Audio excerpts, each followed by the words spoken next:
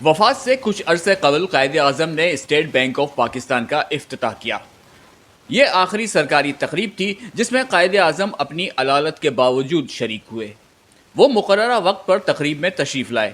انہوں نے دیکھا کہ شرکاء کی اگلی نشستیں ابھی تک خالی ہیں، لیکن اس کے باوجود انہوں نے تقریب کے منتظمین کو پروگرام شروع کرنے کا کہا اور حکم دیا کہ خالی نشستیں ہٹا دی جائیں۔ حکم کی تعمیل ہوئی اور بعد میں آنے والے شرکاء کو کھڑے ہو کر تقریب کا حال دیکھنا پڑا۔ ان میں کئی وزراء اور سرکاری افسران کے ساتھ ساتھ اس وقت کے وزیر اعظم خان لیاقت علی خان بھی شامل تھے۔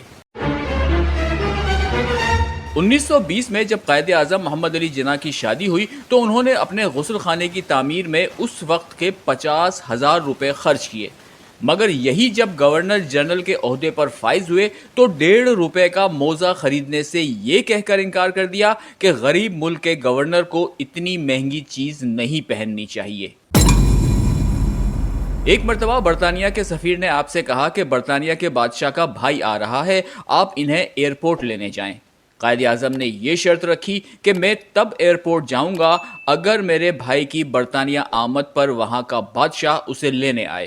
برطانوی سفیر خاموشی سے واپس چلا گیا۔ اس وقت انگریزوں نے ایک قانون بنایا تھا کہ جس کے پاس بھی سائیکلیں ہیں ان کے آگے لائٹ لگائی جائے۔ ایک مرتبہ قائد اعظم کچھ نوجوانوں سے باتیں کر رہے تھے۔ آپ نے پوچھا کہ کون کون پاکستان میں شامل ہوگا۔ سب مسلمان نوجوانوں نے ہاتھ کھڑے کیے۔ پھر آپ نے پوچھا کہ کس کس کی سائیکل پر لائٹ لگی ہوئی ہے۔ صرف ایک نوجوان نے ہاتھ کھڑا کیا۔ آپ نے فرمایا کہ صرف یہ پاکستان میں جائے گا۔ نوجوانوں نے وجہ پوچھی تو آپ نے فرمایا کہ جو قانون پر عمل نہیں کرتا اسے ہمارے ملک میں رہنے کا کوئی حق نہیں۔ قائد اعظم جب بیمار تھے تو ایک خاتون ڈاکٹر ان کی خدمت پر مامور تھی۔ آپ نے اس سے پوچھا کہ تم نے میری بہت خدمت کی ہے، بتاؤ میں تمہاری کیا مدد کر سکتا ہوں۔ تو اس نے کہا کہ میری ٹرانسفر میرے آبائی شہر میں کروا دیں۔ اس پر آپ نے کہا کہ یہ میرا کام نہیں، یہ وزارت صحت کا کام ہے۔ ایک ملک کا گورنر جنرل ہونے کے باوجود قائد اعظم نے اپنی وزارت کے معاملے میں مداخلت کرنے سے گریز کیا۔ ایک بار آپ گاڑی میں کہیں جا رہے تھے تو ایک جگہ ریلوے ٹریک بند ہو گیا۔ آپ کا ڈرائیور اتر کے وہاں پر موجود شخص سے کہنے لگا کہ گورنر جنرل آئے ہیں، ٹریک کھولو، مگر ہمارے عظیم لیڈر نے فرمایا کہ نہیں، اسے بند رہنے دو، میں ایسی مثال قائم نہیں کرنا چاہتا جو پروٹوکول پر مبنی ہو۔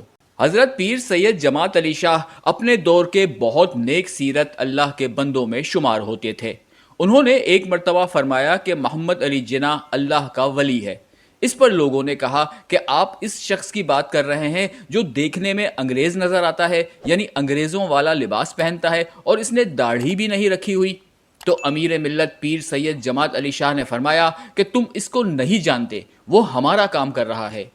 پیر صاحب کے اس دور میں تقریباً 10 لاکھ مرید تھے۔ آپ نے اعلان فرمایا تھا کہ اگر کسی نے مسلم لیگ اور قائد اعظم کو ووٹ نہ دیا تو وہ میرا مرید نہیں۔